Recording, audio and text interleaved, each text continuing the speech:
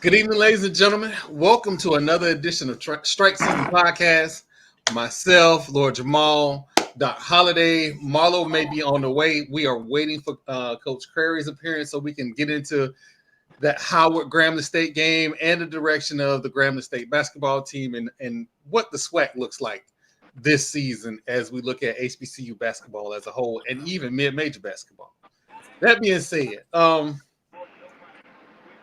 apparently y'all like it when I say wow stuff. And I don't do it on purpose. It's usually just me saying whatever I feel. Today, apparently, me talking about fourth grade basketball players being ranked seemed to resonate with the people. Because all I said was, why the fuck a fourth grader is ranked in the first place? Like, who was ranking fourth graders? So I like to go down rabbit holes. So today I looked to see who was ranking fourth graders. They don't rank the individual fourth graders. They do rank the teams. There is an actual 9U ranking. I'm gonna let y'all think about that for a second. There is a ranking of 9-year-old basketball teams. And that is the dumbest shit ever. I say Whoa. They is ranking 9-year-old basketball teams. Mm-hmm. Exactly. Thank you, Doc. Thank you. Like that makes no fucking sense. Hey, can just highlight my face, man. Highlight my face, Troy. Hold on, it just blew up my whole screen. Hold on, what's going on with the? Listen, man, I don't know what's going on with the little new stuff going on. StreamYard. I used to be. There you go, full screen. Right. Yes, y'all see what the fuck they do that shit at? Right. See, that's to me. That's when you go overboard with stuff like that, man. Like for real. Hold on. Here go Marlo, late to the show. We live, Marlo. What's up? What's up? You coming to the show? Yeah. Okay. We're talking about the 9U basketball rankings. Hey. Yeah. See that? See, that's how I know I'm not wrong. That is how I know I'm not wrong. And I don't have kids, right? And if I had kids and you said, hey, your kid's 9-year-old team is ranked, I'm finding my kid another team. Because why are we doing this? Yeah, why are we doing that? Hey, thank God to put my face off, Troy. I'm just saying, like, have we gotten so bored that we're ranking 9-year-olds and 8-year-olds and stuff like that for real? Hey, it's going, Jared. It's going pretty good, man. I don't think it's boredom at all. It's exploitation, and it's the next. And we no, I don't want to say we. Troy probably saw it, and you probably saw it too, Doc, because y'all are older than me. When the AAU system became king. Man. So, because I think I was 13 and under on a ranked team, and that system was insane, and it was just getting started. Mm-hmm. So that's just the next level. Cool. Well, hey, they'll be 13 in a couple years. Let's just see what they gonna do. I mean, I'm gonna be honest with you. So this group of kids that's in college right now, with Kaya Anthony and Bryce James and all these kids. Hey, we need to talk about Bryce and the bullshit called Arizona basketball too. Like they didn't rank these kids when they was like 9 years old. These kids were getting ranked probably when they was like maybe 14 or 15 years, 14, 15 years old. Especially with Bryce. Bryce didn't even hit his growth spurt until what? Until he turned what, 16? He was 14 or 15 because when he was like 12 or 13, it's a video out. He was like 12 years old, and Bryce was like 5'9", and his brother was already 6'2". Yeah. Bryce is going to be the physical specimen of the bunch, and that's okay, and that's okay. Yeah, but I think his sister gonna be the pure athlete though. I just saw her run. I just saw her scramble as a QB in Powerpuff and run a 40-yard touchdown. Maybe Savannah got the good genes. And just shit, hell, somebody got him. Savannah ran track too, right? Yeah, she ran track, and she was a cheerleader. Yeah, she got the genes in her. Hey, but you know what? My soapbox. I hate when niggas say they want D1 kids and their baby mamas be 4'11". Oh, let me go ahead and put the banner up already. And now you upset that your son only 5'6", but you want to call Meg the Stallion a big bitch and a man. Do you want D1 kids or not, sir? Oh my goodness! And what I said was not wrong. I ain't say it was wrong. I ain't say it was wrong. You're not wrong. Damn, why all these white boys 7 foot now? Cause they 6'4" daddy married a 6'2" volleyball player. That's why. They ain't wrong, because in a different life, when I was on the highest of 7 hills, it sure was this point guard who led the nation in steals. We know. Don't go no further, because I don't want I don't want you to get beat up. Listen, she not watching no podcast. She is at the hospital right now with her sister waiting on a baby to come. Oh. So yeah. But that's my soapbox. You can't want D1 kids and not want to date D1 size women. Listen.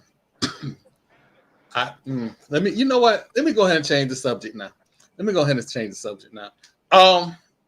So we were talking offline about, and I know it's Tuesday night, but we were talking offline about the brawl that happened in Daytona. It wasn't Daytona. I'm sorry. That happened, yeah. In the Got hole. him. Woo! In the hole. In the hole. Which one? I don't know. Oh shit! What you do is say it puts the lotion on the skin. It is. And again, I want to shout out Bryce. Bryce has started the week with a very good social media campaign. It was probably the best social media game lead up we've seen all year. If it is anything from that school that should make its way to Tallahassee, it's Bryce. Oh my goodness. How about? Hey, first and foremost, Mr. Washburn for that school in Daytona, number 11. Ooh, 11. No, not number 11. His name is 11. He is 11 from now on. That man was he was squabbling out there. When I say squabbling, somebody put a battery into his rocket pack and he was out there swinging on everybody. Hey, was he the one that threw Buddy over the bench? Pretty much. It is I know he got 3 games. I know he did. He got 3 games. They got number 2 games left. Yeah. That's the shit. And he gonna be over there in a hoodie and some Crocs. Hey man, I think he gonna be out for 1 game and he gonna be back for the Florida Classic. Hey, we smoking that Wildcat pack this weekend.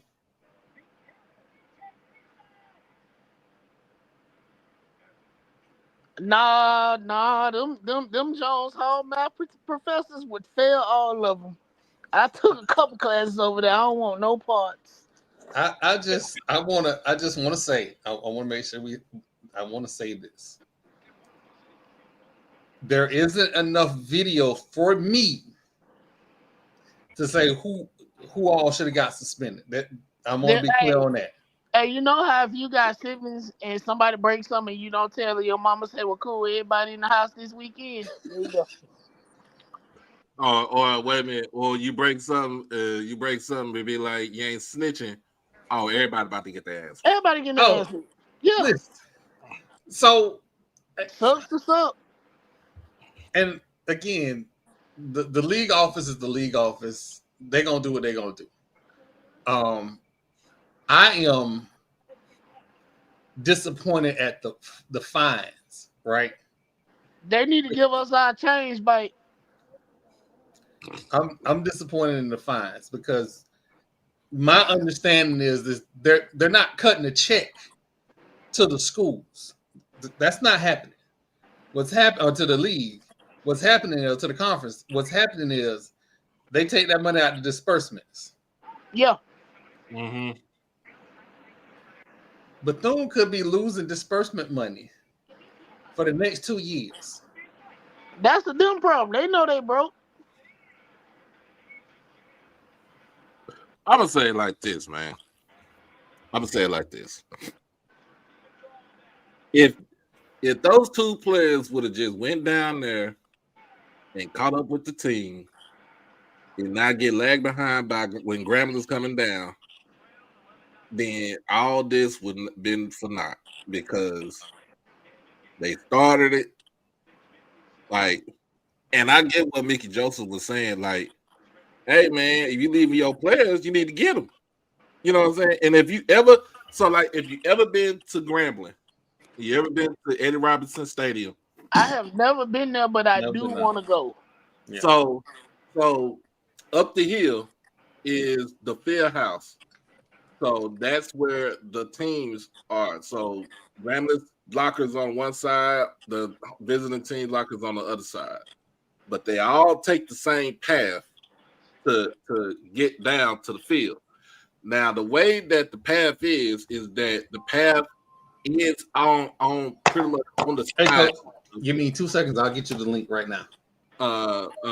It ends on the side where Grambling's sideline is. So, of course, you know, if they want you, Grambling's going to go down there. They're going to go to second because they want the opponent to be on the field. That way they can make their way onto their sideline. That's how it is. Trust me. Lisa called me. She was like, oh, them niggas will fight. I mean, it's not, get your players. It's not also a level of discipline. Like, man, call him, bro, fuck you, you bitch ass nigga, and go on to your side of the field. Wow, we got Coach coming. He ain't here yet. If he is, my bad, Coach. At the same time, you think about it too, like, what Mickey Joseph said, like, I interpreted he didn't mean it the way like you. Hold on, we're gonna revisit this. We got Coach backstage. Okay, Coach, welcome to the show. I am glad to have you on. My God, it's good. Let me make sure I got my guy. I got something. What's up, Coach?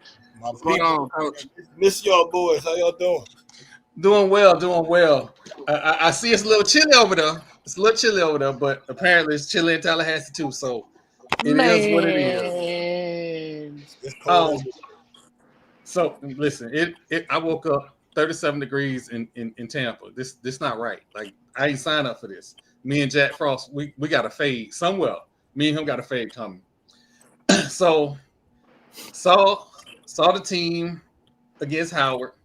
Went back, and because I found a picture from the Iowa State game, went back and looked at the Iowa State game. You got some city boys. You got some real city guards. And again, looking at recruiting and then seeing them play is a very different thing. And everybody wants to talk about Munoz. But I thought this guy, Jamil Lane, was very impressive.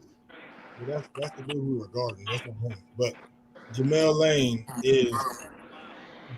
a problem. I mean, so you guys like the team? I like him. I like him a lot. It's a very different team from the team we had last year.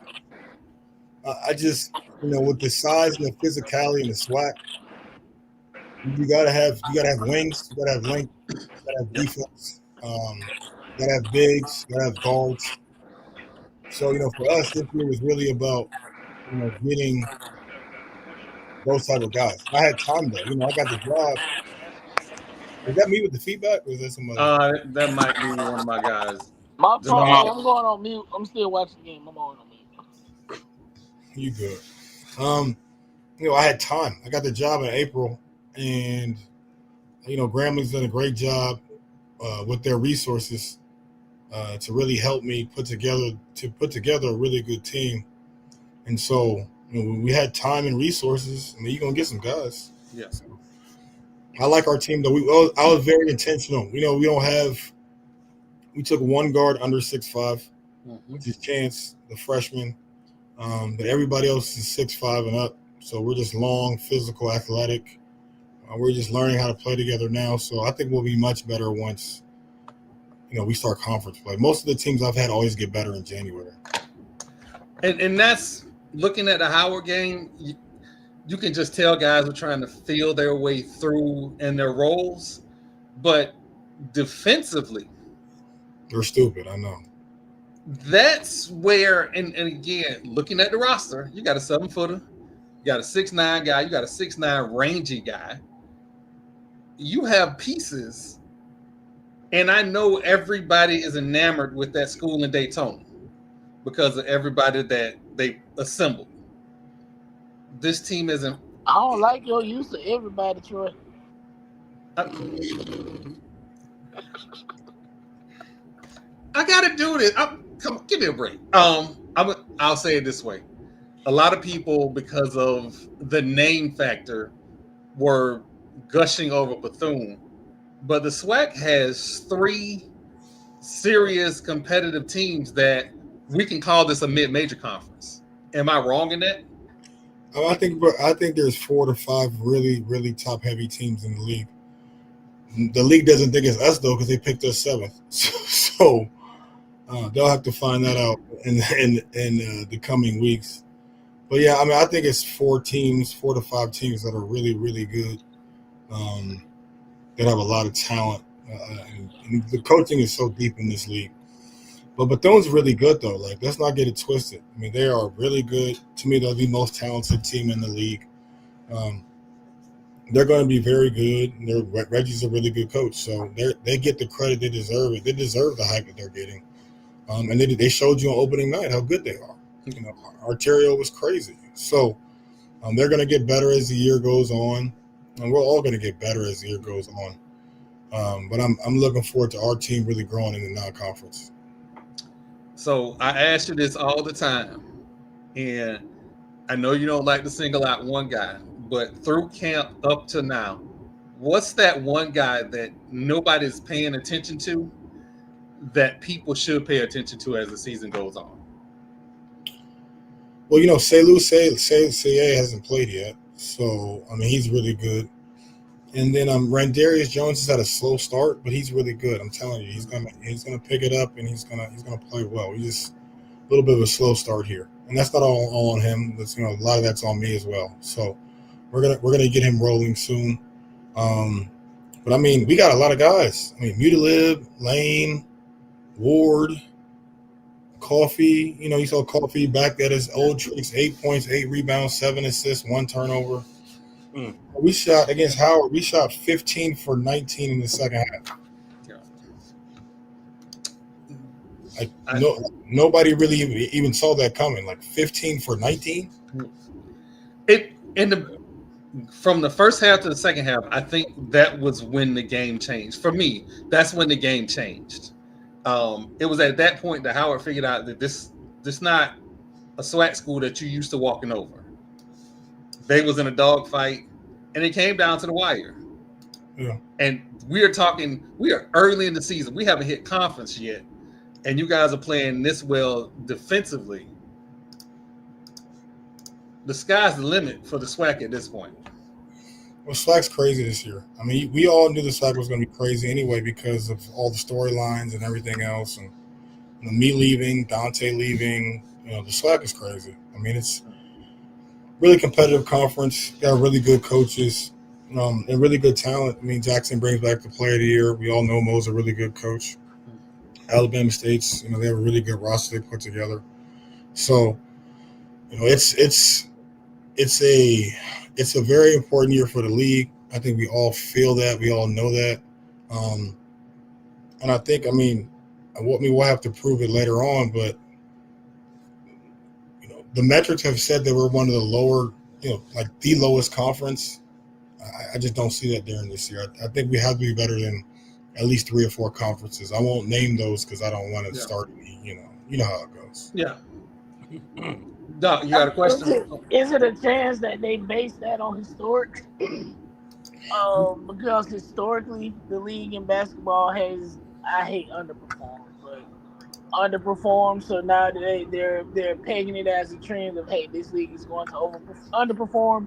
Even though we got 2 teams in the field of 64 last year, and multiple teams got quality wins against G5 and mid-major programs. Well, I think that it just really comes down to like some of the bottom half of our league has struggled extensively. And when you play all these high majors, we play the most money games. The numbers are just going to look a little off. So, but I think our conference probably raises more money than any other conference in the country. So you're going to have some problems with some of the numbers. But I'm going to tell you now, I think you'll see the SWAC teams play well in the non-conference. A lot of teams have different schedules. Like I think we only have 2 high majors. Everybody else that we have is not high major. So, we should be able to make some noise here. Doc, you got a question? All right. So you just said that y'all were picked 7th in the league for this season to finish. Knowing this year that they're sending everybody to the conference tournament. What are some things that you're looking for as far as this season? You want to try to improve that record and try to basically just prove the doubters wrong. Well, if you know me, that's what I live for. So, it's nothing new. I was excited. I'm probably uncomfortable when people pick us as the favorite. So, I'm excited about all 12 teams in the league. I think it's March Madness. Anything can happen. So, it's good to have all 12 teams in. I think it'll be a good environment with all the fans from different schools. I felt like it was a homecoming / alumni weekend at the SWAC tournament. But for us, picked 7th, we're not surprised. Last year they picked us 11th at FAM. So it's nothing new. We'll use it as motivation. And coaches, we're going to find anything to use as motivation to get our guys ready to go. So I'm excited about the league. I think the league is deep again this year. I think there's some really, really, really good teams at the top. I hope that we're involved in that conversation as the year goes on. It's very early. Listen, everybody has talked about this young man, and so far he has lived up to the hype. I'm excited to see what he does going forward, but even though he's from Chicago, this is a city guard. He's long, he's rangy, he can play inside out. He is everything that I thought he was going to be going into this summer. He's better than I thought he was. And I knew he was good. I didn't know his IQ was this good. I didn't know his feel for the game was this good. His character was so high. He's such a high character kid. So he's able to do so many different things because his character is so high. He takes coaching at a high level. I coach him extremely hard. I'm also coaching him for his future. He has a bright future. We're not naive to that. And you guys know how I go about things in this business. And so I'm just very happy for him. A kid that's, really worked for everything that he's gotten. And he's maturing. He's maturing every day.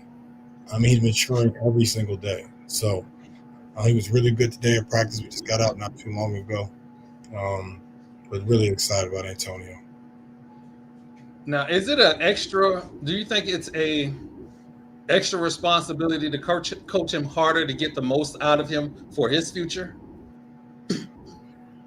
Yeah, absolutely. I mean, I think it's a double-edged sword. Like you're trying to get him to play like a senior as a freshman, so we can win right now, and you're also trying to make sure you're developing him and preparing him for his entire career. So, but he's a great kid. I mean, he takes criticism. I'm very hard on him, and I mean, we've never had anything. He never talks back. He never says anything. He just, yes, coach. Um, just a great kid, and I'm excited about how he's been playing. He knows there's some things that he has to clean up, as we do as a team. We have a lot of stuff to get better at. But I look forward to his growth. We're just seeing it, so I have no idea what Antonio is going to look like in January. So coming from FAMU and getting to Grambling and walking through those halls where the legendary coach Eddie Robinson used to walk through, where he was at school, and Hobby, who was also, I think he was also the basketball and the baseball coach. How does it feel to be at a school like that produced pretty much like one of the better Hall of Famers in Willis Reed? Well, we got the Willis Reed Tunnel right outside my office, so we walk through that every day. So that's just, the respect level is just crazy through the roof there.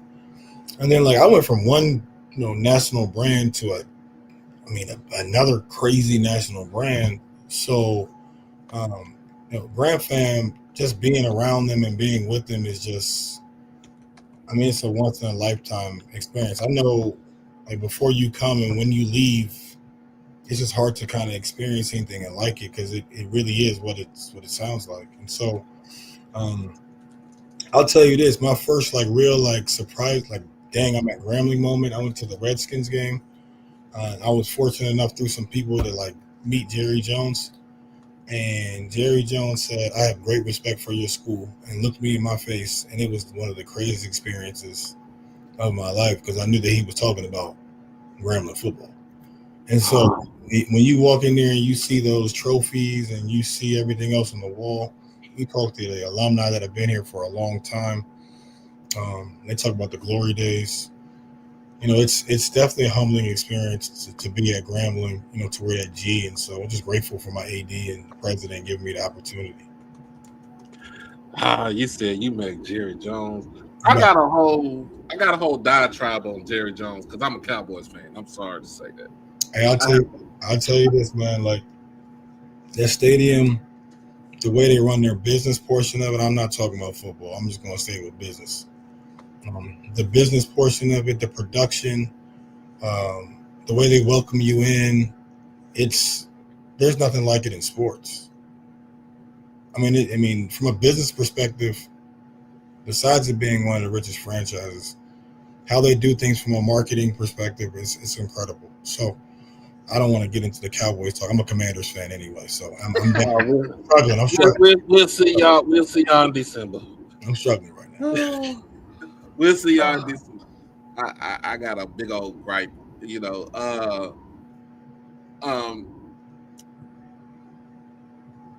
With the other coaches, have you interacted with like Coach Joseph or Coach Simmons?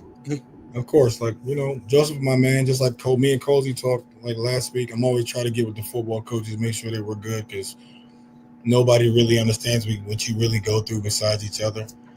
And then I love Simmons, and Simmons is right across the hall from me.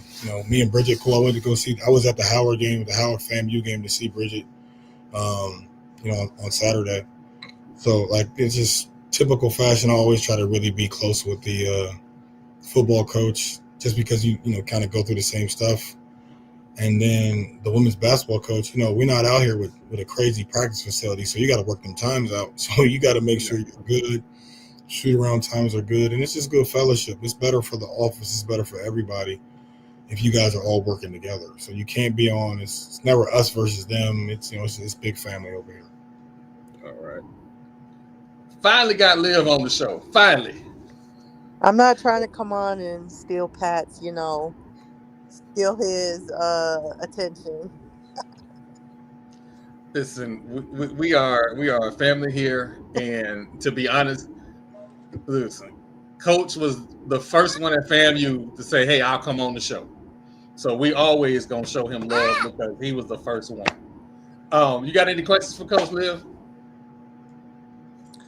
How do you continue to move forward? You know, you have Southern Miss coming up this Thursday. So how do you continue to build off, you know, that win against Howard and just move forward to progress towards conference play? We had a 2-hour film session just now, and the first hour and a half, we told them how terrible they played. So, I mean, that's how we move on. Like, we're focused on the things we need to get better at, which is taking care of the basketball. You know, playing together for a longer time period, not just the second half. Also, you know, some things with our defense that we some communication gaps that we let go that shouldn't have happened. So, in that 2-hour session, 15 minutes was data, just the facts of what's happening.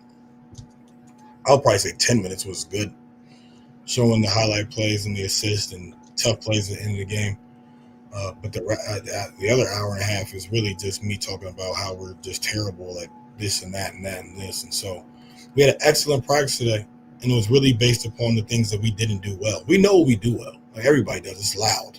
Like our defense, our length, our athleticism, our shot-making ability, our size. Like we know what we do well at. It's the things that we don't do well at as at this point in time that we're growing and learning each day. And we needed that Howard film to really show them, like, hey, look, this is what you can and cannot do. Just blessed that it came with a win and not a loss. Anybody else got questions for Coach before I let him go? Have you ate at the chicken spot down the street? Which one? The one at the gas station or the one? Yep, the one at the gas station. It's fire. I've been there.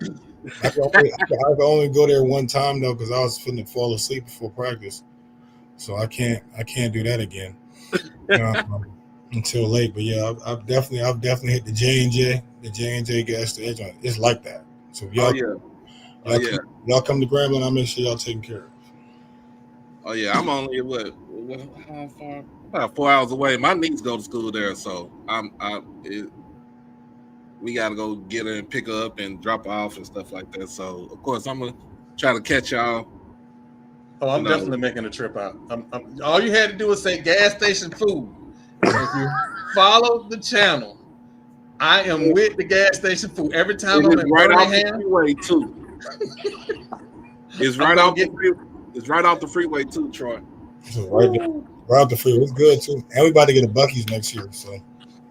Buc-ee's, yeah, we getting the Buc-ee's in like 5 or 6 months. It's over with. We get that Buc-ee's, it's over with. Is it in Monroe? Is it gonna be in Monroe? It's gonna be in it's gonna be in Ruston. Be right here, like 5 minutes from the school. From Ruston? Oh snap! It's over. It is the only reason. Buc-ee's is the only reason to go to Daytona. That's the only reason to go. That's all I'm saying. You ain't lying. You are not lying about that. Also, Bethune-Cookman is nice to us. They let us come in their facilities. This isn't a shot at Bethune-Cookman. However, that's all I'm gonna say. I'm gonna say more. For them to have such a great basketball team, their facilities are absolutely terrible. You know what? Not now, Marlo. Not my. We act up after Coach Lee. Them the rules. But Coach, I want to thank you. They got a stage in their gym. There's a reason why I didn't run that video, and it's because I knew you was gonna say something. That's why I didn't run that game from last year. Coach, I want to thank you for coming on to the show. Appreciate y'all. We definitely coming out to Grambling. We coming out. Oh yeah, we coming. I'll see y'all in January too. Don't forget. Yeah. We'll be there. I can't root for you in January. I'm sorry. Hey. I'm not gonna say nothing. I'll see you in January. All right, Coach. Hey, I want to thank you for coming on. Anytime, Coach. Anytime. All right. Now we still got Liv here, so we can't really act up. But I got some questions for Liv when it comes to SWAC basketball. I feel Man, why like you think Liv we know can't we act up? act up on this show. Man, live like family. Why do you think we can't act up in front of her? She know we Liv, act hold on, up hold on, on hold on, this hold on, show. hold on, hold on, hold on. Liv is family. She ain't family. That's all I'm saying. But she know we act up. She know we I'm act up. convinced everybody that's watching this show right now watch because they know we gonna act up. I feel like y'all should stop acting up. Maybe that's the case. Then we Hey lose man, I've our been acting fans. up. I've been acting up all day with them Delta State folks. So I don't know. No, if we stop acting up, then the show gonna be bored. They can watch all the other shows. I don't act up. Now why I, you lying? Liv, I really want to ask you an honest assessment of Florida State men basketball, but I'm not going to do that because that would mean that I might crash out. So I'm gonna let this cup pass for Go you. on and crash out, Nah, the Troy. game not over. Go on and crash out, Troy. Go on. Nope, not gonna do it. I got. Listen, we got business to do. This is the only time we gonna get Liv on because she is a rock star. Don't get it twisted. She is a rock star. Got to ask you about first the men's basketball in the SWAC. Mm-hmm. We talked about Bethune-Cookman. I don't know. I don't know what Alabama A&M has cooking, but they have a really good coach. Yeah, I think the additions that Dante added to everyone that went with him from Grambling were really key pieces. So Passis, the French white guy on his team, can flat out play. He was such a great addition next to Contavious Dozier because it took pressure off of Dozier to be that 25 point score every single night. So it's Kin's not having to force his shot as much because he has Dozier next to him. And then they have the other guy, I forget his last name, from Gary, Indiana. He's a transfer. He is great for their like big three when it comes to guard play. And so I think he did a great job of evaluating his team from last year because, they were very lackluster when it came to regular season play. And then in conference, they got to the semis. But it was like everyone through conference play was like, what is happening? This is not the Grambling we're used to seeing. So he went out and got key pieces to add. They will be at the top of the SWAC this year for sure. All right, so that's another team that I'm interested, but I don't know about. Alabama State. We know what they did last year. Yep. Coming into this year, there wasn't a lot of fanfare around that team, and I feel like after what they did last year, that may have been a disservice to them. Mm-hmm. Who are their key pieces? Are they an upper echelon team this year, or did they take a step back? I think the reason that there wasn't a lot of attention around them was simply because they lost so many pieces. Like they lost 3 people that accounted for over 75% of their scoring. So that's why everyone was just kind of like, where's the direction of this program? Then you had some players who went in the portal and came back. I would say throughout their early signs, it's still a lot of the players getting adjusted to each other because they did get out and get a lot of players. But Micah Simpson, who is a returner, will probably be their most prominent scorer just because he's used to being in Madlock's system. He didn't shine as bright last year because he was behind their big 3 guards, but he'll definitely do it. Like tonight, you were right. You said, what's the line on Alabama State's beating UAB right now, and Micah's he's doing his thing. There's less than 3 minutes left in the game. And so I think with Alabama State, it was just a lot of question marks on what was Madlock bringing back after losing so much. So I think that's why there wasn't just that attention.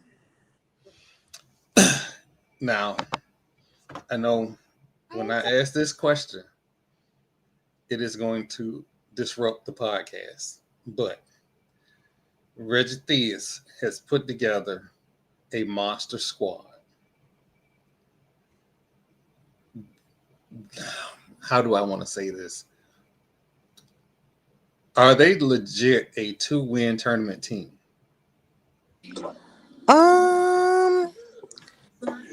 Maybe. I guess it depends on the teams that they're paired up with. Of course, usually the SWAC team's going to get a playing game. They're for sure, if they win out and win the SWAC, because there are teams that can beat them in this league. They're not unbeatable. Like, I want everyone to understand that they're not unbeatable in conference play. But that, 1 second. We understand we got kids. They lost. So if they'll for sure run over anyone in the playing game, and I'm sure then they run into a 1 seed because that's what happened to Grambling when they were the playing game. So that becomes a little tricky. I think they do have a very deep roster. They have a lot of pieces. They have a McDonald's All-American guard in Arterio Morris. So like you can't look past them, but it depends on if they need to worry about SWAC play first. Time out. Yes, Florida State lost. No, I ain't talking about Florida State. She just said a name that I know of. Arterio Morris. Yeah, who played at Texas and before that at Kansas. Yeah. You ain't know he was there? Dallas Kimball High School. Yes. Oh, he's a dog. Thank you. Yeah. Oh, I thought you knew he was there, man. No, I did not know he was there. I know Dr. Bradley is injured.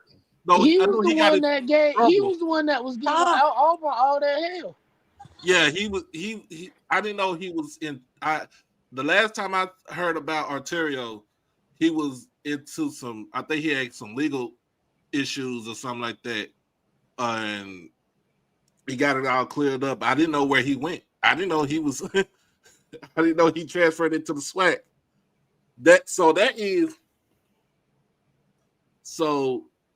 That makes 2 McDonald's All-Americans in the SWAC. And Dr. Bradley is injured. A man who can roll out of bed and score 30. Oh my goodness. Hey, I like Dr. Bradley though. I like him. I like his game for real. I don't give a damn if they have the Monstars. Their facilities still suck. A lot of their facilities, in defense of them, even though I make fun of their gym all the time, in defense of them, they really can't change a lot of their buildings. They're considered historical landmarks. Yeah, so you're right, Liv, and they still gonna get these jokes though. I know, because I say them all the time. They got some historical landmarks like they playing in the 50s. They need to do better. So I am not defending that school in Daytona. They're not gonna do better with that fund they just got. I don't know what they're gonna do. I'm just relaying what was explained to us. Bethune-Cookman is pigeonholed into their campus. They can't build to, I think, the east because there's a neighborhood there. They can't build to the west because there's a neighborhood there. And they had citizens complaining about them trying to improve their facilities. So they are in a catch-22, and until they get backing from their municipalities, their local politicians, they're going to be in trouble. What I hear is wah, wah, wah, wah, wah, wah, wah. It ain't nothing around them but the projects. What citizen complained? Damn, Marlo. Which one? We got company, Marlo. Time for your little banner, Troy. Yeah, we got company, Marlo. Come on, we finally okay. got Liv on the show. All right. My bad. I'm mute.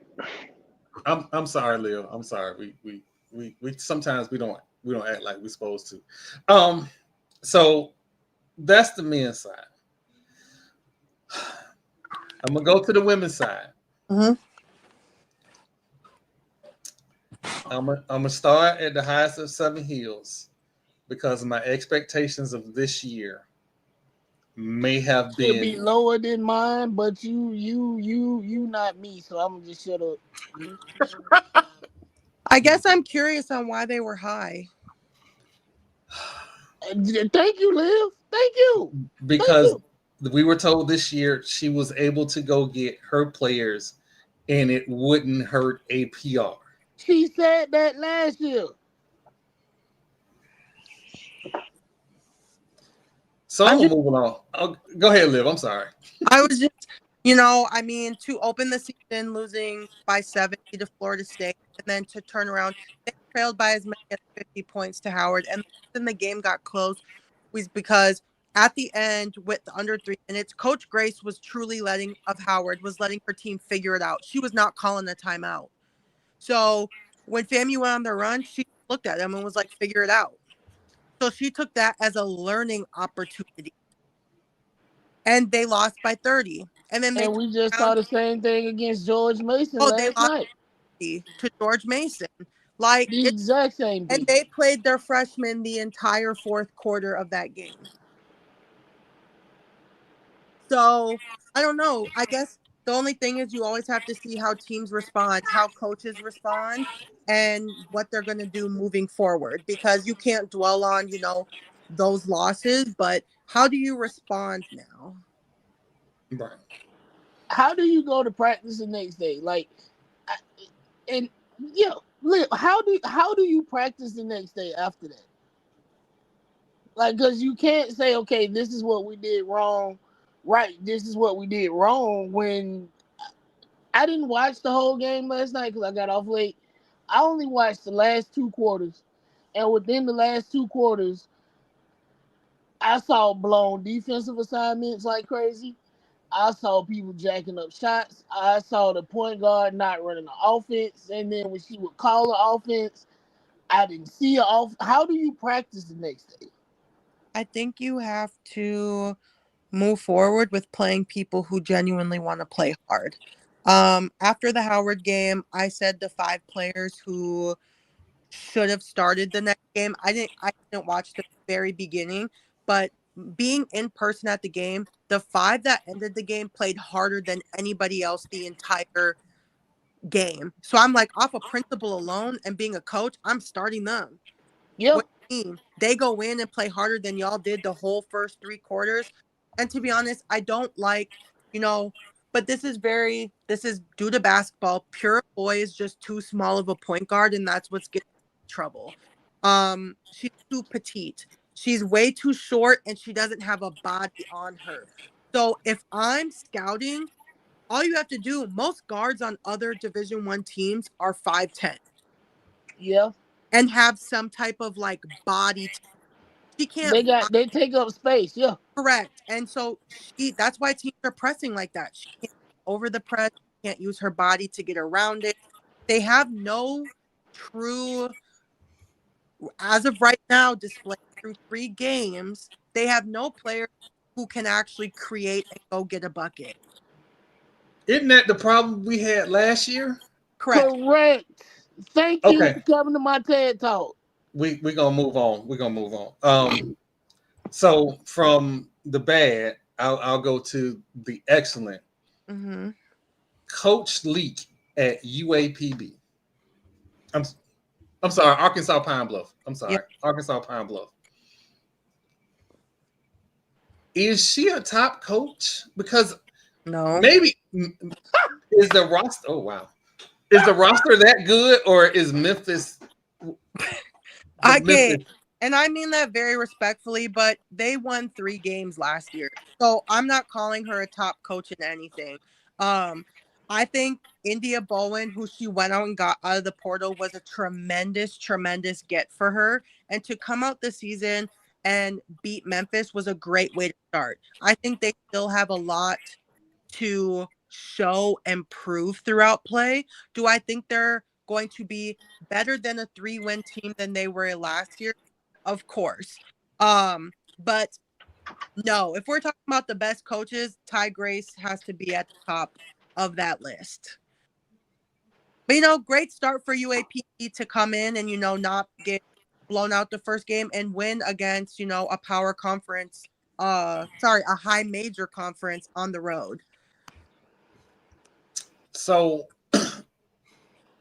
clearly I'm thinking completely wrong. Who are the top teams in the SWAC on the women's side? I think we always have to give Southern their respect. If you look at the history of Coach Funches, he has a 700 win. I think they have a type of that doesn't. because they're very defensive minded. But I do think he built a roster that is going to compete to repeat. So I obviously put Southern up there. I'm going to give them the respect they deserve.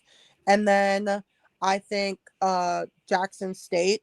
I think the same 5 teams who were finished at the top 5 are the same 5 teams that are going to be there this year. I think Coach Margaret Richards did a great job recruiting. I'm such a fan of their freshman post player. I've tweeted about her multiple times. She is going to be, her footwork is already tremendous. And that's why I'm so big on true freshmen who come into college and already have those pieces set, because that means the sky is the limit for them. So I think she did a great job. Obviously, we'll see where Texas Southern is at. I was really confused that they only beat Wiley by it was like less than 20 points. So that confused me. But first game of the season, she could have been trying different things, not wanting to show all her eggs. We can put Alabama A&M in that.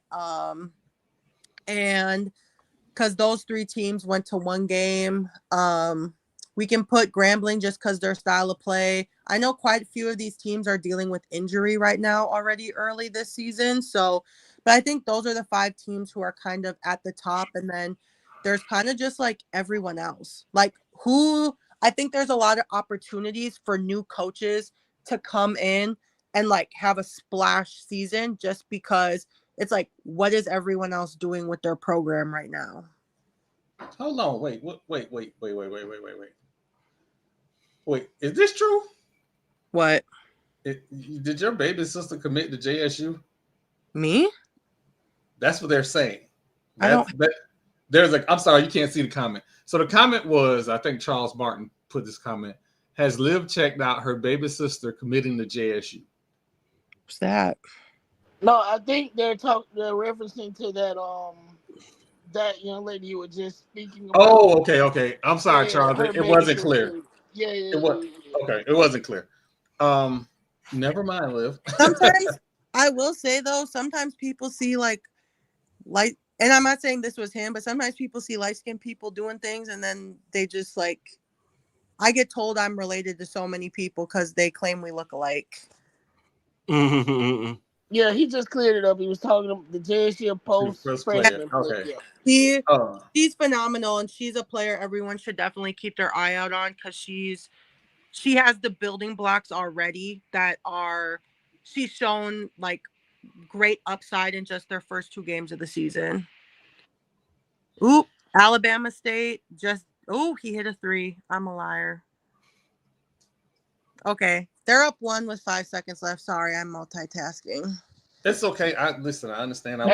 We all are, because I'm watching this Grambling UL Monroe game too. So where those refs are cheating, because they always cheat there. Yes. Oh, they absolutely are. Yeah. Like, Grambling is down 19, but it's not a true story of what's going on in these games. I was watching, and those refs, it has not been equally fairly called at all the entire game.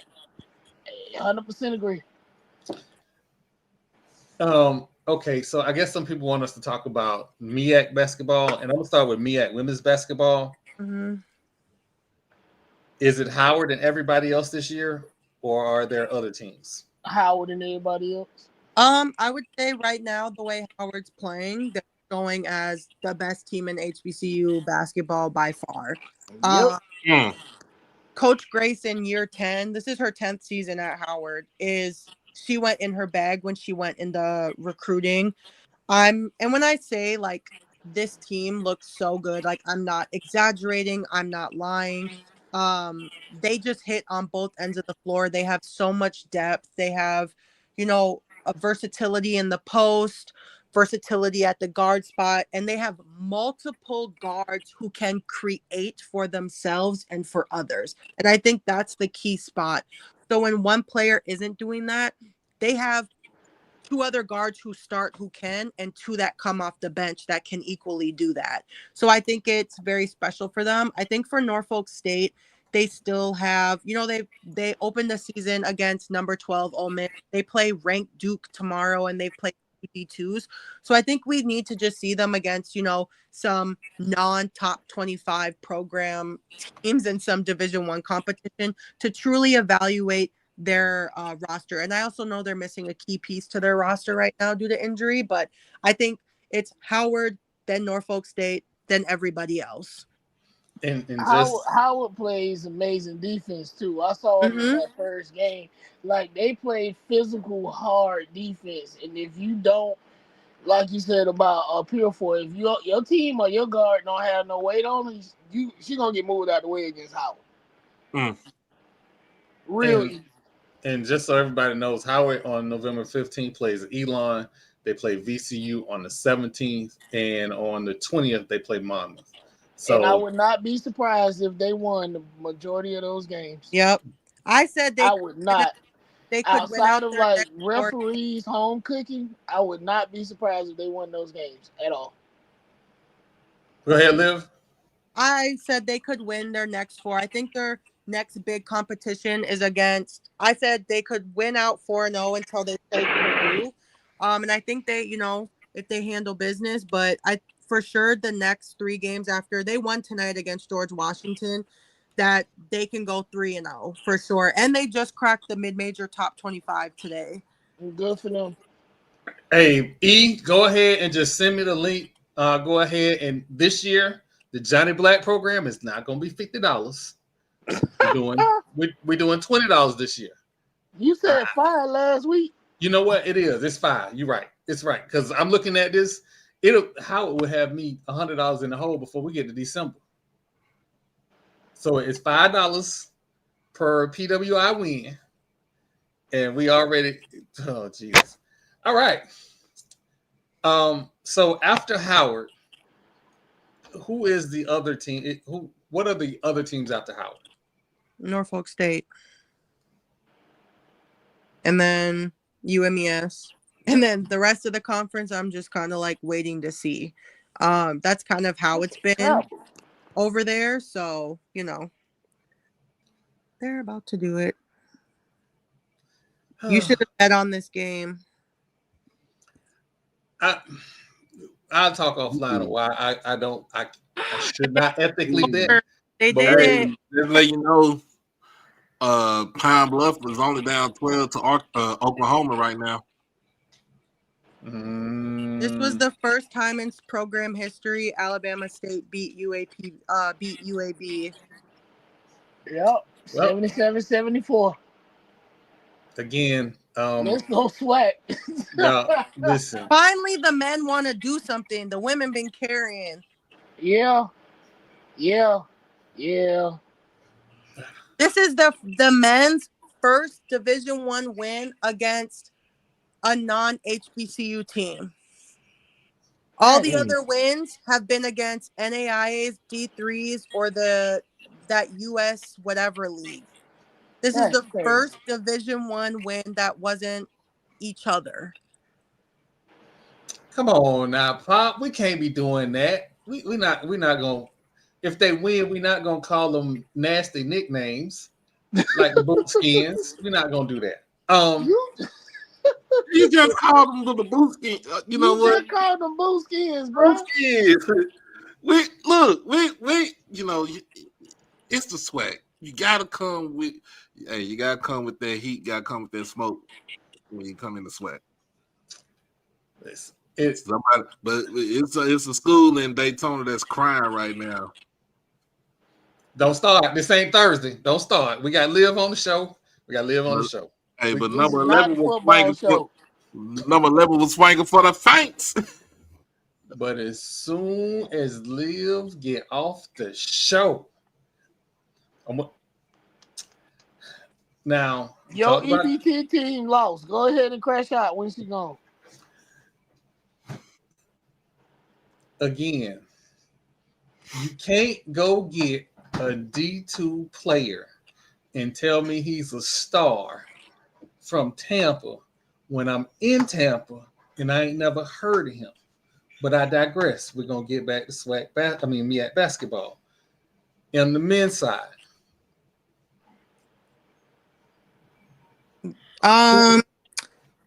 Right now, no, I didn't think South Carolina State was going to be good this year. Clearly, they're not losing by that much to North Carolina A&T. I think Howard will be good. The issue they have is that they're missing a true post player. Norfolk State is looking rougher than we did. I truly think this is a down year for this is a down year for the MEAC for sure. Unfortunately. Listen, this is why we get the Oracle on the show. We get all the tea. We get all the information that we need. And now I know I'm gonna be broke by February. I want to make sure any top players in HBCU basketball, men or women, that you think may have a chance going to the league. Oh. I really can't keep up with everyone's eligibility at this point and the waivers, but that's a tough one because obviously we just saw the Winston guard signed a two-way. I would say Deshaun. He's just so like small. That's my only thing. He's so good, but at the NBA level, he's so small. But I'll see him prospering at the professional level for sure. Other than that, there's like no players where I'm like, yeah, that's the one right now. Okay, that's fair. That's fair. Liv, I know you got the little one. I do appreciate you taking time out to pop in on the show. Anytime you're available to come on the show, we are always welcoming rock stars. You are the oracle of HBCU basketball. That's why we love you. Oh, thank you. Oh, before you go, yes. Where can everybody find you? Oh, as always, Live for Hoops across all platforms, of course. Yeah. Wait, you know what? One more question before you leave. 4th grade basketball. I heard this conversation, and that's stupid. That shit is stupid. And that's why these kids grow up thinking they don't have to continue working because they're like, I'm number one in the 4th grade. There's no way these evaluators are watching every single 4th grader. You're not peaking in the 4th grade. That shit's lame. It's corny. And these evaluators are actually big old weirdos for wanting to go and rank some little kids. Like, get a life, get a job. That's what they need to do because no, that's why this youth basketball is in the gutter. Because when are we doing? Ain't that everything I said before we started the show? Oh my gosh! Sure like that is everything I said before we started the show. Blame the parents, blame the evaluators, blame these trainers stealing people's money, blame these coaches, blame these fake AU programs. They're all stealing people's money. Yep. And they need, you know what they need to do? They just need to go back to the old way of doing stuff. I used to go outside. I'm gonna tell you this, Liv. So I didn't play basketball in high school, but I played I did 3-on-3 hooping up stuff. But I used to go to this elementary school right behind my house in Cedar Hill, and I just go shoot. You know what I'm saying? I just go shoot, practice defense, and then we just play pickup. You know, we play is pickup games and work on defense and everything. Like I didn't have no money to pay for no trainer. I didn't go on no AAU team or nothing like that. I did, it was just straight up old school practicing old school values. I don't see none of that right now. Oh, because everybody is trying to raise the next fucking Steph Curry. They need to go back to cutting kids. They do. Tell them need to go back. Everybody don't get a trophy. Everybody don't make the team. Exactly. No, you're right. You're right. Tell them they suck. I'm not joking. That's why we have people who want participation trophies. Well, I don't fire my people. Every kid makes a team. No, every kid doesn't. Your kid sucks. Sign them up to get in the gym. Do that. No, basketball just ain't your sport. Go play soccer. You probably be better at that. That's okay. It's okay. Oh, I can hear the Minnesota come out and live right there. Yo, you just suck. You suck. Your kids suck. And no amount of money you pay for this team is gonna make your kid be great. You just taking up space. Go do something else. Literally.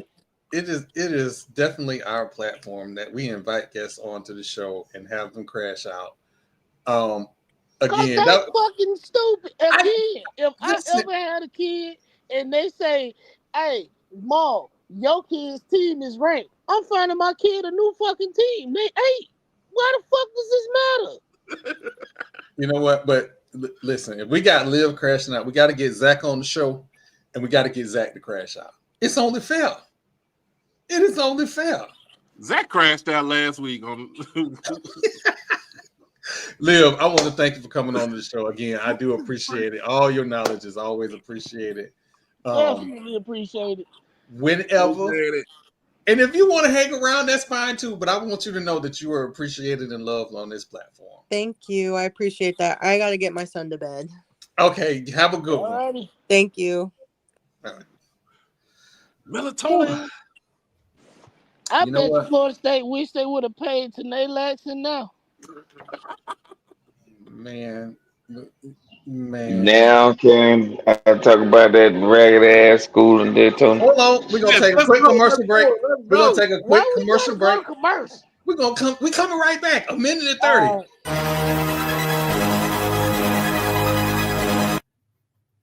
I want to say from the bottom of my heart, fuck Michael Irvin, fuck Dwayne The Rock Johnson, fuck Willis McGahee, fuck Dennis Erickson. Don't even have nothing to do with that school except Michael Irvin. And he's just a cheerleader. That's it. Fuck Ed Reed. He don't even work We already say that. I don't give a shit. Everybody at HBCU been saying that. Look, and I'm trying to be, I'm trying to be the good guy. I am. Marlo, he didn't say for Jimmy Johnson. He didn't want to say that. Oh no, it's fuck Jimmy Johnson. It is most certainly fuck Jimmy Johnson. Fuck Jimmy Johnson and his hair. You violated. You violated. You need some Tums. He violated. He violated. I didn't violate nothing. He violated. All that damn hairspray. Nobody don't need that much hairspray. Not nobody. That man ain't got nothing to do with nothing. That man hate for no.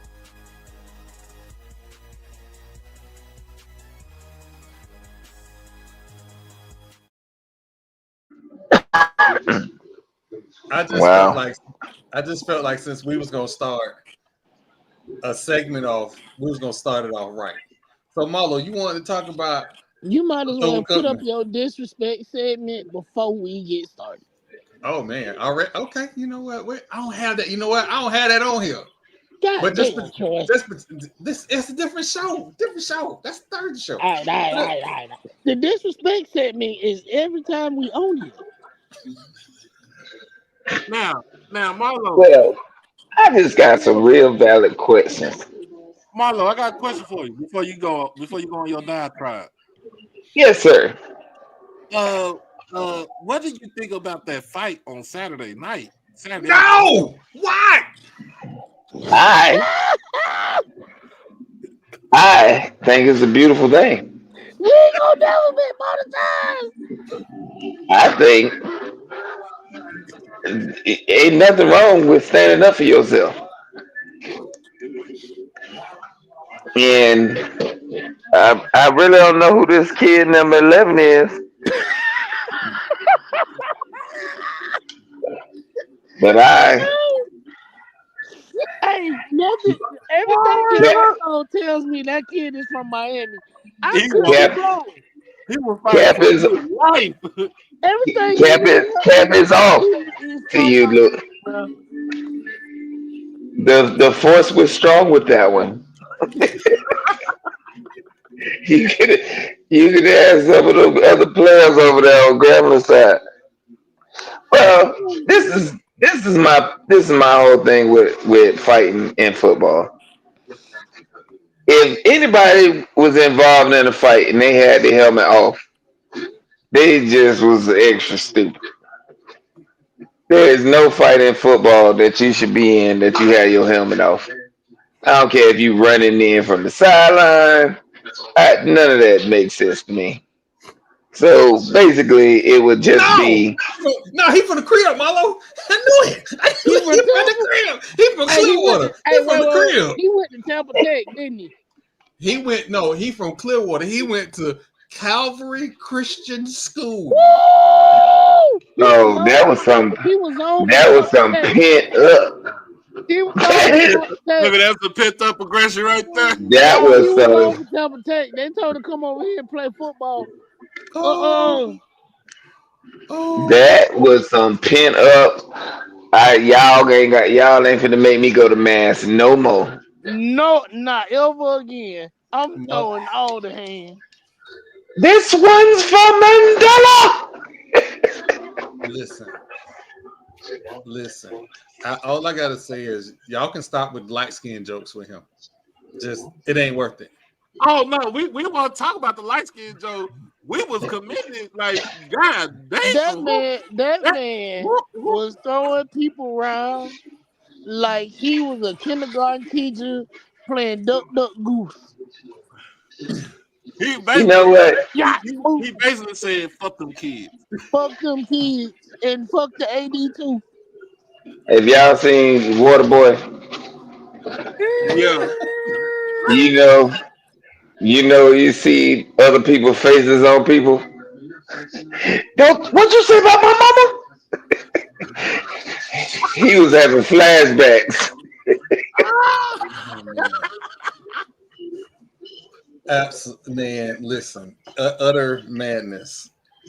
But But my whole point in that is somebody had to show some fight.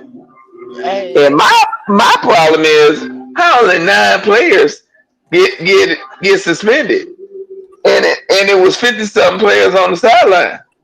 we said the same thing. all right, so I saw more than 9 people throwing hands. I did too. So that's my whole point. And that fine is bullshit. And like little baby said, I need the commissioner to go take a math class in Jones Hall because the math ain't mathing for me. You suspend an announcer For making a and joke. fine him for 10K for making a joke. But hey, I'll tell you what, the next time something happen at Bryant Memorial Stadium, I want Venom to just punch everybody and we gonna see what happens. yep. It's just crazy. That punch everybody. Yo, just start slapping people and let's see what happens. Slap everybody. Oh wow. Okay, so basically, what you're saying is Joe should have slapped somebody instead of got it.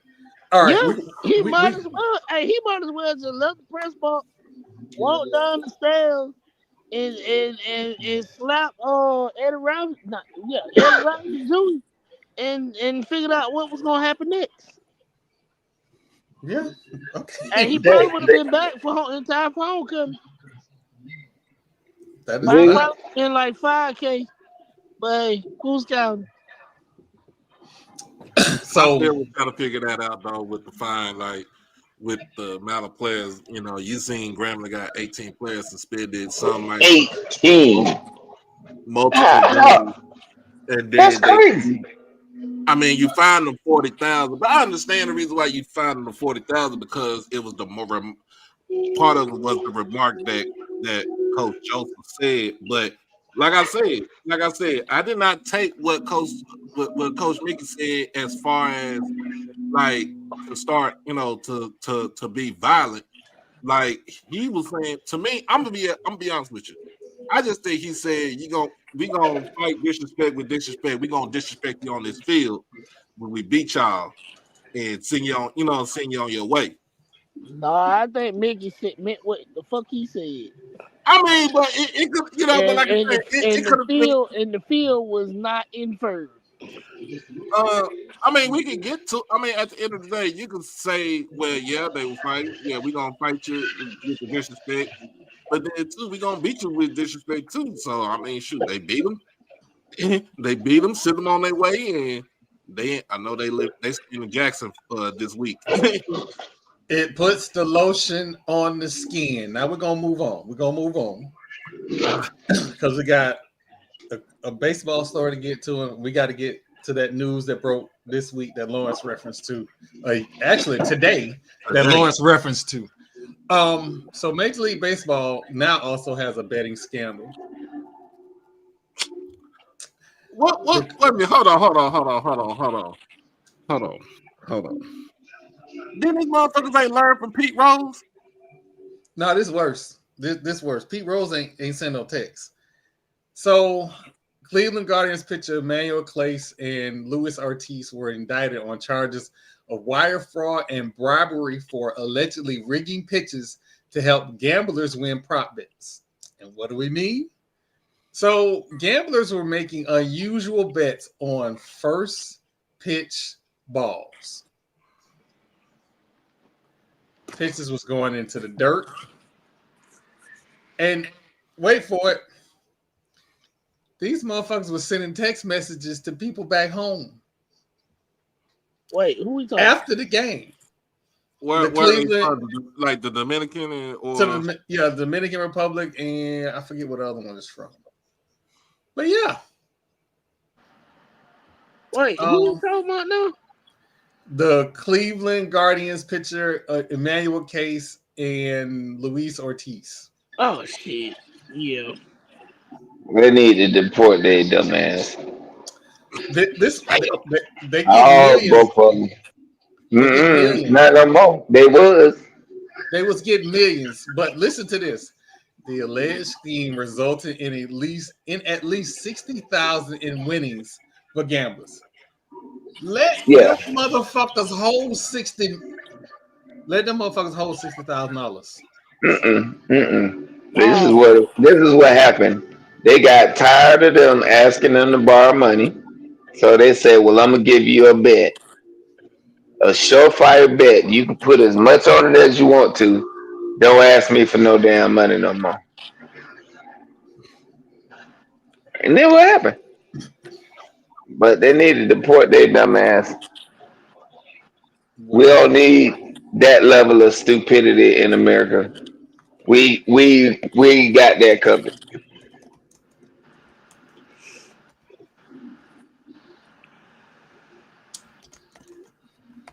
Yeah, it's called the Orange Man.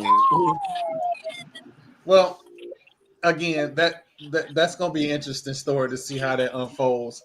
I do want everybody to pay attention to, with all of these gambling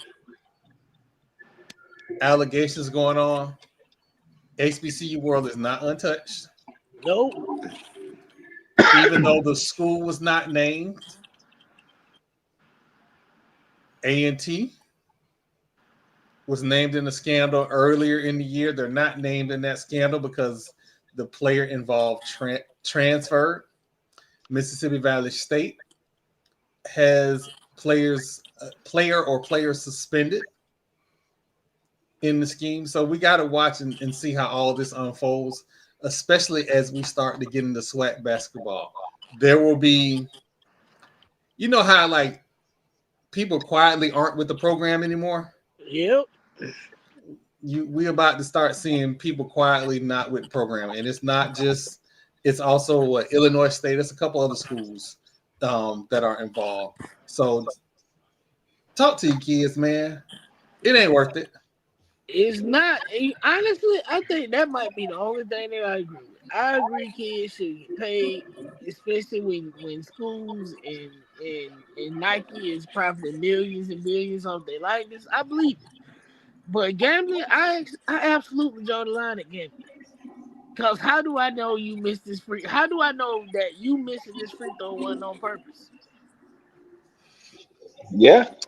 Well, but the terrible thing is, gambling there's so much money being made from gambling on these different universities and different professional sports that they have literally opened Pandora's box.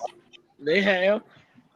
Like when there's that level of money in it, it's different. Ain't no going back. They just got to figure out how to. At that point, So, a story that Lawrence wants us to get to, and we were going to get to it. We will not be able to get into the full depth of it. I will be calling around tomorrow to find out what I can about this story. What, Kentucky State? The Kentucky State. So I feel like Delta State lying about something. Don't ask me why, and I could be very much wrong. So I'm gonna say this, and this story was brought to me. I've seen it. Was it either Stephen Gaither or BJ Jones? One of them, but BJ posted it with the first one. Yeah, BJ posted. Yeah, okay. So BJ posted the first time, and then Stephen is picking it up. So he's doing his extensive research. So, well, Mr. Lawrence over here, he's with me. So we always talk about Division II and stuff like that when it comes to football and everything. But Delta State had one job to do. They had one job to do, and that was to beat Valdosta State over the weekend. You beat Valdosta, you in the play, you get an automatic qualifier for the playoff or whatever, however they do it now. And you won't even, like you said, you won't even have to play Kentucky State. Kentucky State got a contract. Well, it's not even Kentucky State. It's the SIAC. The SIAC has a contract with Conference Carolinas to play, to play a game with one of the teams from that conference. Where it's now because you have two teams in the SIAC that was over 500. Where basically they're gonna, those two teams are gonna play two of the teams from the Carolina Conference. That's the reason why Kentucky State is going to play Shorter University. And I think it was if somebody else is getting ready to play. Edward Waters should have played in it, but they lost that. You know what I'm saying? They lost their last game. So this was to help them go to the. This is the help to get a second or third team into the Division II playoff. Okay, so I want to make sure I get this correct because I'm new to D2 football playoffs and I'm learning. So, two conferences aligned and said, "Hey, let's help more of our teams get into the playoffs. We'll add an additional game, even though we have a championship game going on. We'll add an additional game that will boost the rankings of our other team to get another team into the playoffs." Is that what I'm hearing? Yeah. That's what it sounds like. It's what it sounds like. Because that's the whole case. Okay, so hold on. Here is my issue, right? And I don't even know the conference records of Delta State, but I'm looking at Region 2, Super Region 2 rankings. West Florida's 1, Albany State is 2 at 9. Both of those are 9-0 teams. Newberry is 3 at 8-1. Benedict is 8-1. Wingate is 8-2. UNC Pembroke is 8-2. Kentucky State is 8-1. Delta State is 7-3. They are number 18. How many teams get in each region go? Mr. Lawrence, how many teams come from each region? Automatic qualifiers and what's the other thing they call it? At large. At large. Because all you had to do, all Delta State had to do was just beat god dang on Valdosta. You won't have no issue. But because 8 overall, 4 automatic qualifiers will go out. Okay. So the thing about it is, wait, they in. What are we doing? They in.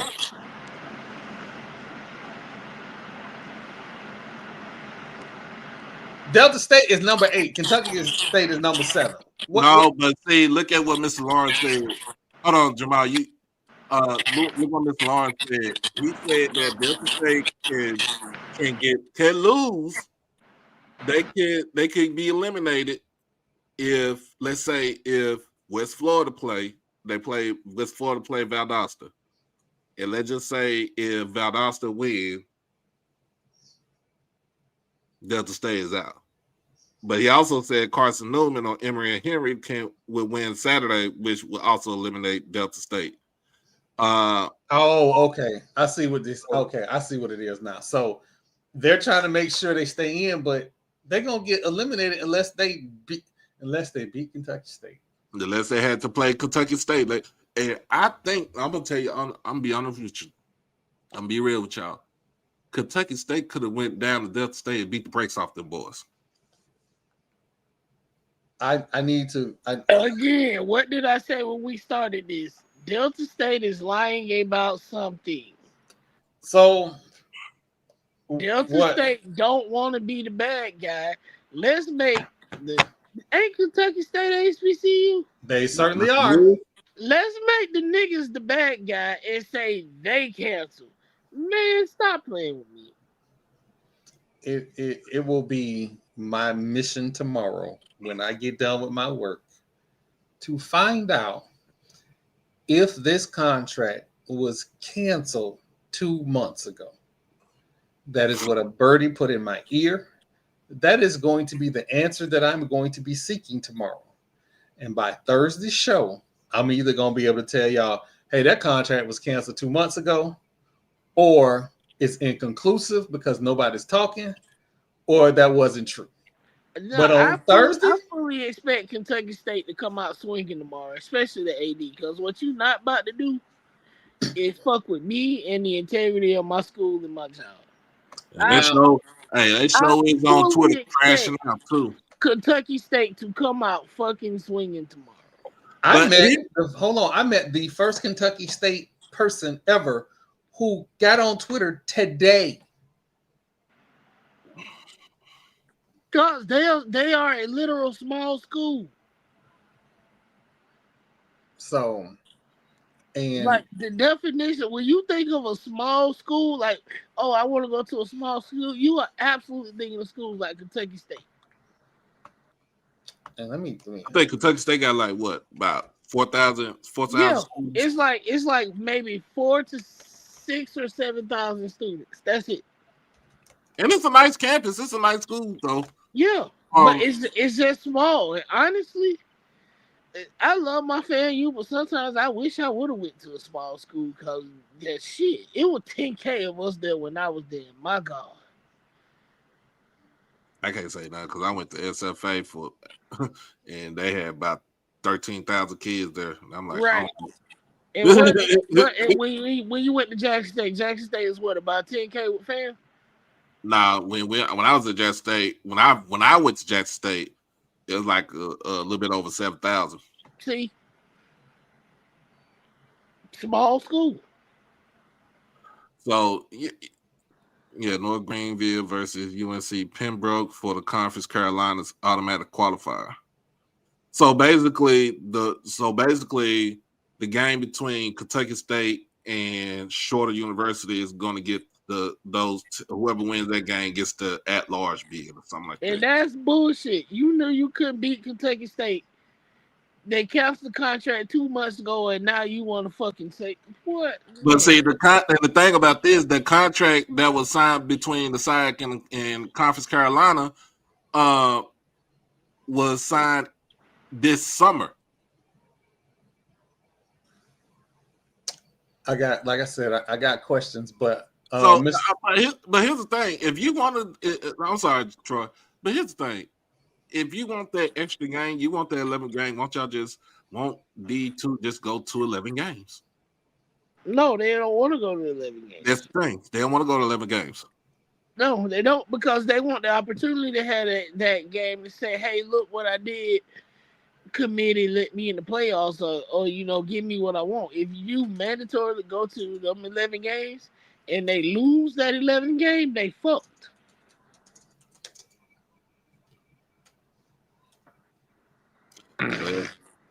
They screwed anyway. So they are, it really don't matter. And when Kentucky State play them the following year, because I know they're gonna play at some point, I hope they kick their fucking teeth in. So I just posted a question in the chat for Mr. Lawrence. If I'm reading this in real time, so I'm trying to grasp what I'm reading, but if what I'm reading is correct,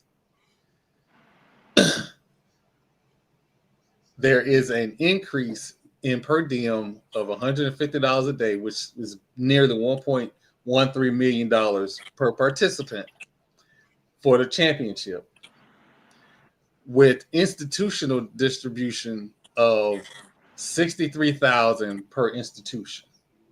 So the conference gets like 183 per participant, and then the institutions get 63,000 per participant. I got a question. Yeah. How many teams are in the Gulf South Conference in the GSC?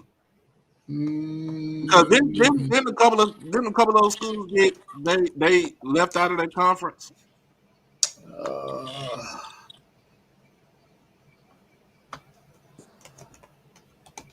Because I know about West Florida, so it's 4 teams. Okay, so what were we talking about? What are we talking about? It's 4 teams in the Gulf South Conference. Yes, UAH, Auburn, Montgomery, Christian Brothers, Delta State. Well, I don't think these are football teams. Lee, Mississippi College.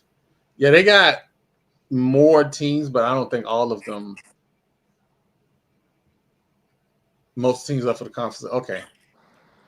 So, again, I think the teams that are left are not football playing teams. They're probably basketball playing teams.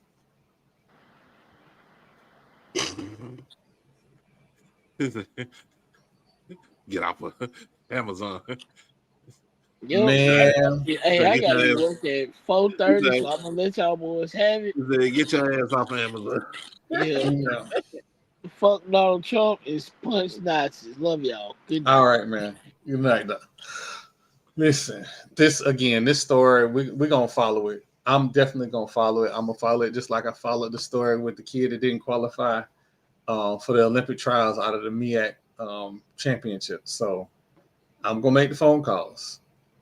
I'm definitely gonna make the phone call. So West Florida, West Alabama, Valdosta, and Delta State. Yeah. So again,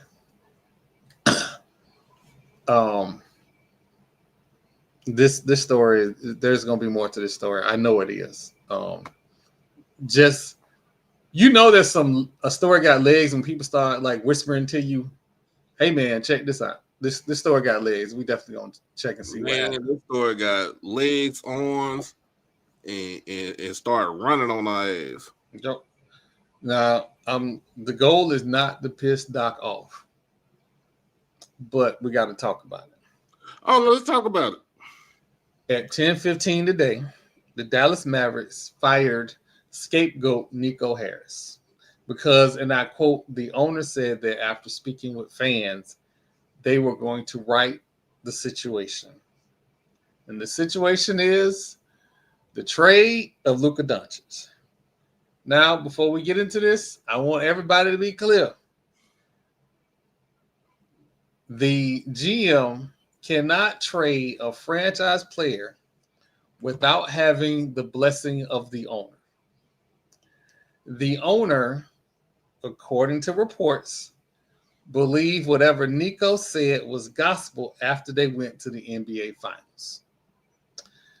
And ownership was on board with not paying a player who perennially was injured and out of shape the Supermax. So to avoid paying him the Supermax, they traded him to the Lakers for Anthony Davis, who, by the way, is also perennially injured. And what is Anthony Davis right now? Injured. Kyrie Irving is injured. But you drafted a young phenom that is in shape. What am I missing?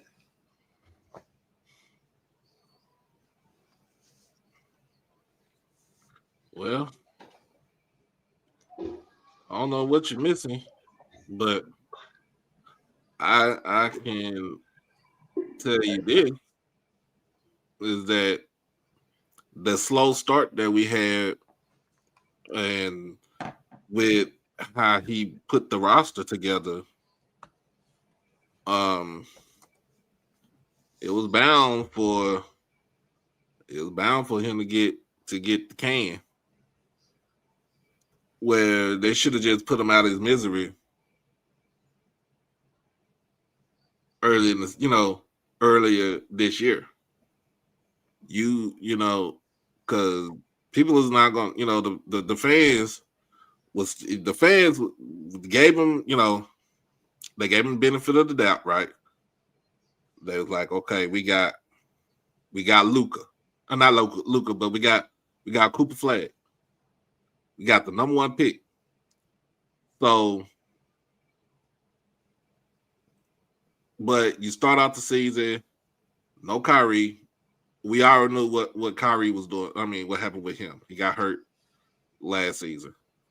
Kyrie probably won't be back until no later than January.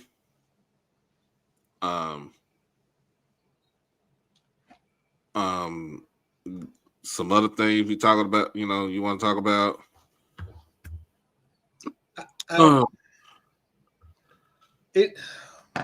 So we get into this world where owners are acting as if they are powerless for the people who work for them. Some, not all, some. And like Jamal said earlier, this is the same Dallas Mavericks organization that's picking fights with the Dallas Stars so they can bounce.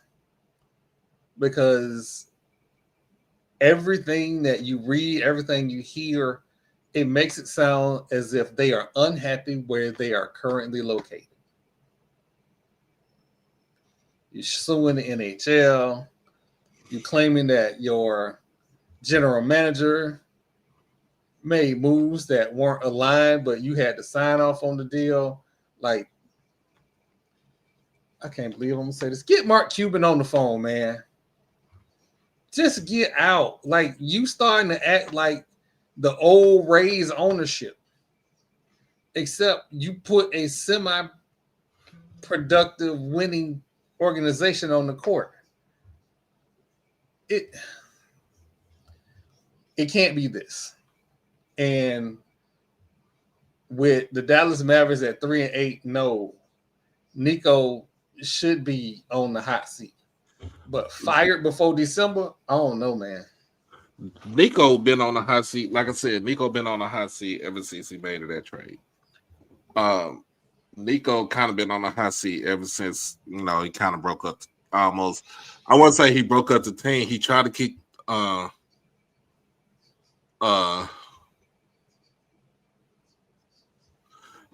tried to keep the team together. But when you think about it, once he made that trade, yeah, I mean, of course, we think about Anthony Davis and everything, but when you look at the trade, who got the better end of the trade? Right now, the Lakers are looking down at them. So, yeah. Right. So then with the Stars, so Mr. Lawrence here in Dallas, the Stars do have a winning tradition, but they have had years where they have been trash. They have been trash, and the Mavericks have been picking up the pieces around downtown Dallas to keep our sports team relevant. But the Stars, I would say this with the Stars. The Stars been to the Stanley Cup finals last couple of years. So we just haven't won it. But we've been there the last couple of years. It took the Mavericks damn near close to another 14 years to get back to the finals after 2011. And I knew, once we went to the finals, after that finals, Mark Cuban said he made a mistake with breaking up the team. He should have kept the team together. But here's the thing about what Mark Cuban did, and he was smart for doing it. Like I said, he kind of put what was that quote they said about the Cowboys and the Packers deal, a poison pill in the deal, where he said, you're not, even if the team was bad, you're not moving the team nowhere else. You can't relocate the team because the team has to stay in Dallas because the media market is what? We're like the fifth, sixth largest media market in America. Because if you combine Dallas and Fort Worth, the Metroplex, that's where you get it. You get your metrics from. But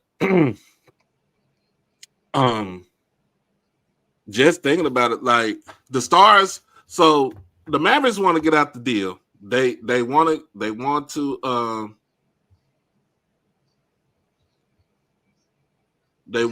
to break the lease. The lease is over with in 2031. They want a new arena, but I always say there's nothing wrong with the American Airlines Center. There's nothing wrong with the AAC. The AAC, it's 25 years old. I remember when it was, first built.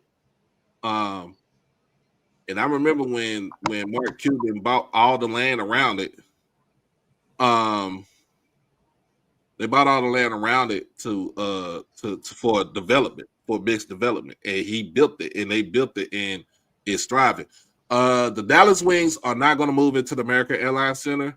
So what they're doing for the Wings is they are remodeling and renovating the old convention center arena.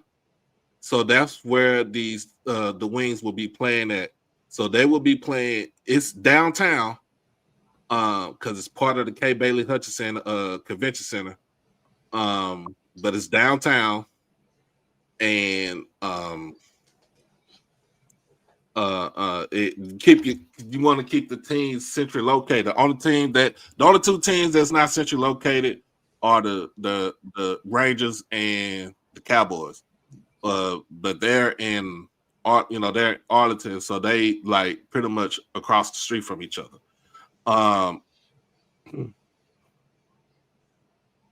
But they're having an issue like, well, we want a basketball only facility. That's the issue what the Mavericks want, because the AAC was built to host basketball and hockey. They did the same thing. So when the Stars came to Dallas from Minnesota, because remember they was in Minnesota at first. So when the Stars came to Dallas, Reunion Arena was not retrofit to host hockey games. They had to like literally put everything in place so they could have hockey games at old Reunion Arena. And then once the American Airlines Center was built, once they finally built it, they moved both teams over, and it was easy for them to maneuver between hockey and basketball, or even wrestling, or whatever concert, whatever that they had right there. But like I said, when Mark Cuban bought the team, he bought the land for the American Airlines Center. He bought the land for Victory Plaza. Victory Plaza they've been building on that for years. And it's almost like it's almost like if you were walking in Times Square, miniature size. Like we have a news station that's in Victory Plaza. Like for real, our ABC affiliate is in Victory Plaza. Like so, they get to see all the people go in for the games and stuff like that. But it would be terrible if both teams leave, if the Mavericks leave from downtown Dallas. Now, where the Mavericks they want to build their arena, the new arena is not too far from where I'm at. It's where the old Texas Stadium site used to be at. So it's a lot of land right there, unused land. Trust me, unused land. They ain't nobody messing with it. Just build the arena. Quit messing with the hockey team. I know it's gonna cost money, but everything does. And right. And if that area, if that Dallas Fort Worth area is anything like Tampa Bay area, they tired of building stadiums. They're tired of building stadiums, and it's a lot go like here. I don't know about there. A lot goes on here. After we in Texas. There's a stadium being built almost every other day. So it shouldn't be an issue. Like there's no reason to pick that fight with the Dallas Stars. That's an unnecessary fight. And I don't really want to drag this out. I just thought that this whole saga with Dallas is an interesting thing. It has been interesting for years now. But we'll keep monitoring that. I want to for all of the PWI people that follow the podcast, because y'all, I saw y'all retweet the show.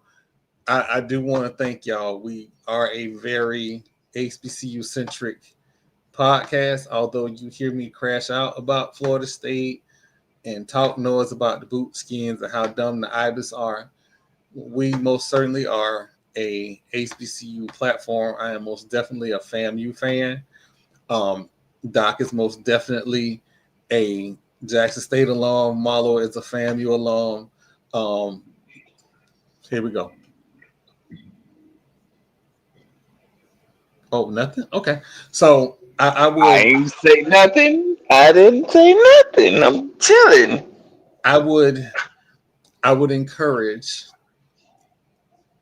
all of you to follow an FCS HBCU or a D2 HBCU in your area, or even if you're in Florida, Florida Memorial is also a team that is interesting to watch. There is other football and basketball out there other than the ones that you are used to. It is exciting, compelling ball. I made sure on this platform that I let everybody know the compelling story of Florida Memorial beating the number, I think they were number 10 team in the nation at the time of Southeastern in Lakeland. That was a very compelling story for a coach who just basically got the job after in the spring. So that was a compelling story. There are stories that are worth listening to or worth watching that makes the games exciting. I know everybody wants to gamble on everything. Gambling is cool. But if you know the backstories behind the games, it becomes a compelling, more exciting game. You get to celebrate kids. We celebrate Alabama State's quarterback, Andrew Body, because we know what his body has gone through. And to see him performing the way that he is a compelling story. So, again, find you an HBCU to follow. I promise you it'll be worth the watch. And also, you got $20 every now and then instead of buying that Bud Light, shoot the university $20. It helps. It helps. Marlo, you have anything to say? No, I'm just, I'm excited about this upcoming basketball season for college. I think the program has gotten so watered down. If you want to enjoy a good basketball game, go to some of these HBCU basketball games. They are very entertaining. These kids put it all out there on the court, and you get to see a raw version of what the game of basketball is. So stay tuned. I think it's going to be an exciting season for a lot of these programs. Some programs are going to shock you. Some programs are going to continue to do what they always did. So I look forward to it. And look, before we get out of here, I want to tell Coach Patrick Crary, thank you as always. Listen, a lot of people don't understand why that's my guy. I'm gonna tell you, we had a very difficult time getting coaches from FAMU at the time on the show because of everything that was going on, because we hadn't established relationships. He was the first coach to say, hey, I'll come on your show. So he will always be a friend of the show until FAMU play Grambling. Then we don't know that dude. It will immediately become, we don't know that dude, but just know that's my guy. He did something. Coach, we will be pulling up. So be prepared when you get the notice that we're coming into the city. Because we want the gas station food. If you know me, I'm going to your gas station. Ask Jennifer from Alabama A&M. I will be. I'm telling you, the gas station chicken good, bro. You think I'm playing, man? I'm telling you, bro. Look, when I'm on my way to Jackson, me and my mom, we stop there all the time. So, and then hold on, let me not forget. Listen, I joke about Liv being a superstar in the Oracle of basketball, but she really is. She is smart, funny, talented, beautiful, all those things. And she's a FAMU alum. So of course we love her. But yeah, I mean, if you have not seen your coach on this show, I'm working with UAPB to get their women's coach on the show. If you have not seen your coach on this show, I am working to get them on the show. Sometimes I have to establish relationships with SIDs. Sometimes it's stuff going on and they don't see my emails. It's okay. I'm making the phone calls. We will get your coach on this show before it's over. Well, I'm gonna say this before I roll out to go to work tonight. Nico, just go ahead and update your Indeed resume.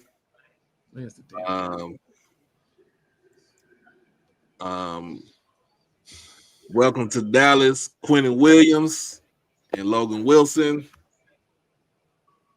It's time to play some real football for the rest of this season. We will be discussing this game on Thursday's show. We will be having that discussion. Also, in the words of my man Marlo, belt the ass on them alley cats. And it's a blackout for us in Jackson. So all my Jacksonians, wear your black because it's gonna be a funeral in the vet Saturday afternoon. And shout out, wait a minute. I'm about to put salt in the wound right here. Shout out to Felton Huggins for getting SIAC Coach of the Year in football. That is why he doesn't have to say anything. Thank you. We do all the talking for you, Coach. You don't have to ruin your day with foolishness. You talk whatever it is. I'm not gonna call it foolishness. You don't have to ruin your day with this. When you're ready to talk, you can talk. Because apparently their coach had a lot to get off his chest. I just hope when I make them phone calls that contract was valid and this game wasn't canceled 2 months ago. So we'll see. Again, I think we had up to 90 in the building tonight. For everybody that came by the show, thank you. For everybody that watches the podcast when we're not live, thank you. As always, hit that subscribe button, hit that like button, go to HBCU Overdrive, hit that subscribe button, hit that like button. As always, tell a friend to tell a friend to tell a friend.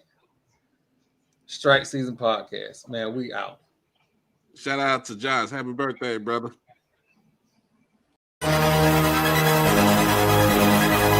That's wild. The other Splash bro to move to Dallas and now he dating Mick.